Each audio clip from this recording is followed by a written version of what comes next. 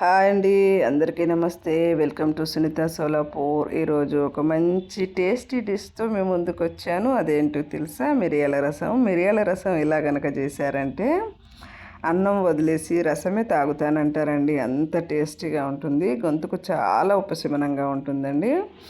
ఒక హాఫ్ నిమ్మకాయ అంతా చింతపండు వేసానండి. ఎందుకంటే ఇది హైబ్రిడ్ చింతపండు కాబట్టి చాలా పులుపు ఎక్కువ ఉంటుందండి. కాస్త తీయగా పుల్లగా ఉన్న చింతపండు అయితే ఒక నిమ్మకాయ సైజు వేసుకోండి. నేను హాఫ్ నిమ్మకాయ సైజు వేసాను. ఒక టమాటా పండింది సన్నగా ముక్కలు కట్ చేసి వేసుకోవాలండి. పండు టమాటా తీసుకోవాలి. ఒక మిక్సర్ జార్ తీసుకొని అందులో 1 స్పూన్ ధనియాలు, 1 స్పూన్ జీలకర్ర, 4 ఎండుమిర్చీలు ఇలా తుంచి వేసుకోవాలి.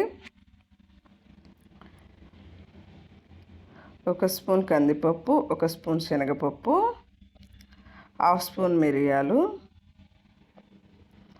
10-12 వెల్లుల్లి రెమ్మలు, కొన్ని మెంతులండి, చిటికెడు మెంతులు, కొంచెం కరివేపాకు, 2 అల్లం ముక్కలండి. ఇవి వేసి మంచిగా మిక్సీ పట్టుకోవాలండి. కాస్త బరగ్గా ఉంది, ఇంకొక చుట్టు తిప్పి పక్కకు పెట్టుకుంటాను.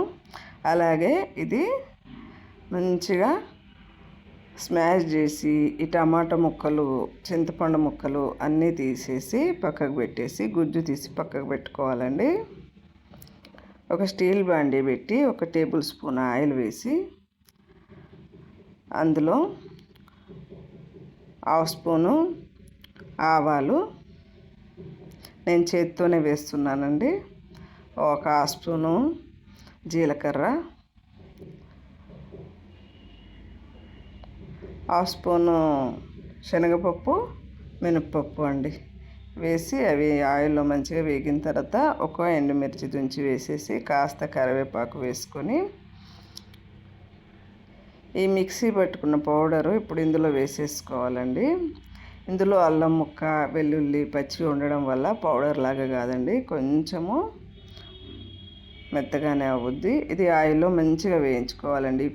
ఎందుకంటే ఇందులో మనం మెంతులు వేసాం కదా, ఈ మెంతులు అనేది ఆయిల్లో వేగితేనే బాగుంటుంది. అందుకని మసాలా మొత్తము ఆయిల్లో వేయించుకుందాము.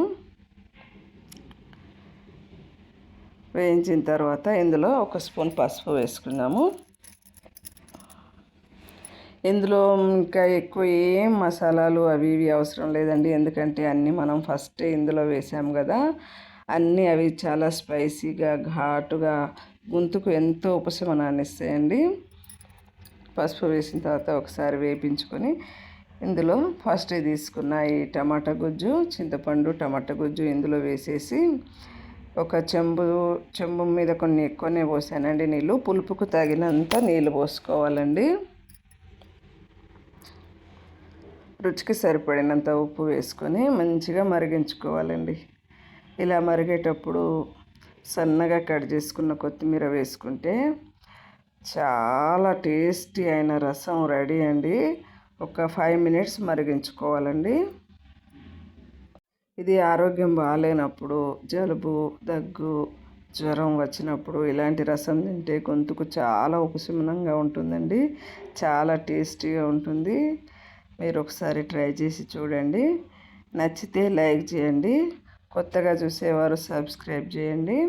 కొత్తిమీర వేసేసాను కదా, ఇంకొక 2 మినిట్స్ మరిగించుకొని పక్కకు పెట్టుకుంటే రసం ready. Thank you for watching. Thank you so much.